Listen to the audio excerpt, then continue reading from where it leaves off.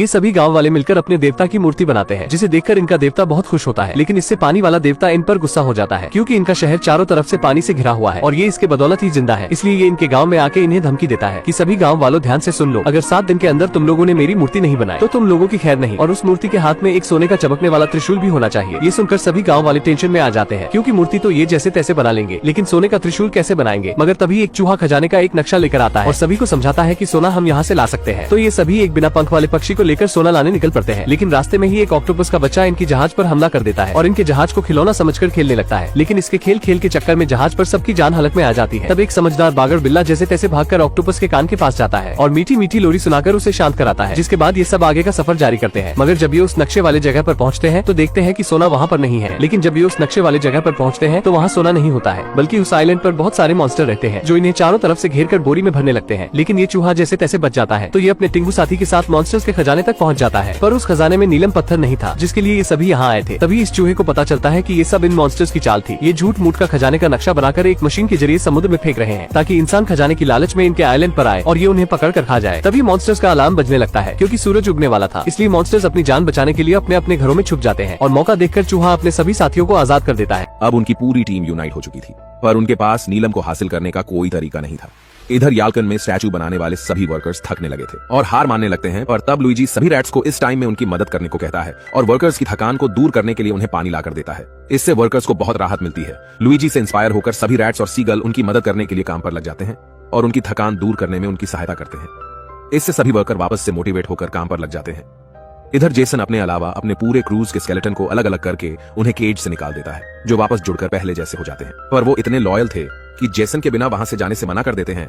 वही पैटी को वहां मौजूद खजानों से ट्राइडेंट तैयार करने का आइडिया आता है और वो वहां से अपनी पूरी टीम के साथ कामयाबी हासिल करके अपने आइलैंड वापस लौटने का प्लान बनाती है। ड्रेक और दोनों रैट्स उस रोबोट पर कंट्रोल करने के मिशन पर जाते हैं, ताकि उसे कंट्रोल करके वो साइक्लॉप्स का सामना कर सके। और जब यूकिस उन्हें देखता है तो उनके पीछे पड़ जाता है, लेकिन ड्रैक उसे बड़ी ही आसानी से एक ट्रैप में फंसा देता है। इधर सैम और पैटी उन जायंट स्कॉर्पियंस के साथ उस मल्टी हेड ड्रैगन का अंत करने जाते हैं, जहां वो स्कॉर्पियंस उस ड्रैगन के अंत के लिए एक तरकीब अपनाते हैं और उन्हें उन्हीं के एबिलिटी का शिकार बनाकर डिफीट कर देते हैं। इसके बाद वो खजाने का इस्तेमाल करके ट्राइडेंट बनाने की प्रक्रिया शुरू करते हैं और आखिर में बहुत से जेम्स को भट्टी में पिघलाकर पोसाइडन के स्टैचू के लिए एक जायंट चमकदार ट्राइडेंट तैयार कर लेते हैं। पर जैसे ही साइक्लॉप्स को इसका आभास होता है, वो नींद से जाग जाते हैं और उन्हें पैटी और उसके साथियों द्वारा किए गए सारे कारनामों के बारे में पता चल जाता है। इसीलिए वो उनके पीछे पड़ जाते हैं।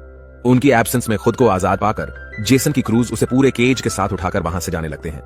इधर ड्रैक अपनी टीम के साथ उस जायंट रोबोट के अंदर घुस जाता है और वो उसके सिस्टम के प्रोग्राम को रिसेट करके उसे अपने मुताबिक रिप्रोग्राम कर देते हैं। इधर पैटी की टीम ट्राइडेंट के साथ वहां से निकलने के फिराक में होते हैं, पर तभी वह साइक्लोप्स आर्मी उन्हें चारों ओर से घेर लेते हैं। वो स्कॉर्पियंस और बाकी सभी उनका बहादुरी से सामना करने की बहुत कोशिश करते हैं, पर इसका कोई फायदा नहीं होता।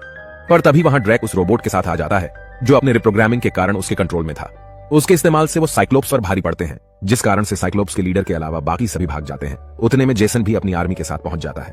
काम पूरा होने के बाद ड्रैक और उसके साथी रोबोट से बाहर निकल आते हैं और केव में अपने शिप के पास पहुंचते हैं। पर साइक्लोप्स का लीडर मौका पाकर उस रोबोट पर कंट्रोल पाने की कोशिश करता है, लेकिन ड्रैक ने पहले ही इसकी प्लानिंग कर रखी होती है, जिसे ना समझने के कारण वो अपने ही चाल का शिकार हो जाता है। पर फिर भी वो हार नहीं मानता। अपनी हार के कारण वो इतना आउट ऑफ कंट्रोल हो जाता है कि पूरे शिप को तबाह करने लगता है। पर पैटी को पता था कि साइक्लोप्स का सबसे बड़ा दुश्मन सूरज की रोशनी है, इसलिए वो उसी को साइक्लोप्स के अगेंस्ट इस्तेमाल कर देती है, जिससे उसका वही अंत हो जाता है और वो ट्री में बदल जाता है। तभी जेसन के क्रूज उसे लेकर वहां पहुंच जाते हैं। जेसन अपने सामने चमकदार ट्राइडेंट को देखकर बहुत खुश होता है।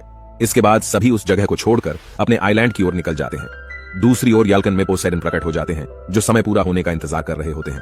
पर तब ज़्यूस अपनी वाइफ के कहने पर अपने किए का प्रायश्चित करते हैं और जेसन की शिप को समय रहते पहुंचाने में उनकी मदद करते हैं, जिस वजह से जेसन सही समय पर ट्राइडेंट के साथ पहुंच जाता है। पोसाइडन उस ट्राइडेंट को देखकर बहुत खुश होते हैं। अब तक पोसाइडन की स्टैचू भी पूरी तरह से तैयार हो चुकी थी, इसलिए पोसाइडन याल्कन निवासियों के काम से बहुत प्रभावित होते हैं और उनके शहर को वापस से पहले जैसा करके वहां से खुशी खुशी लौट जाते हैं।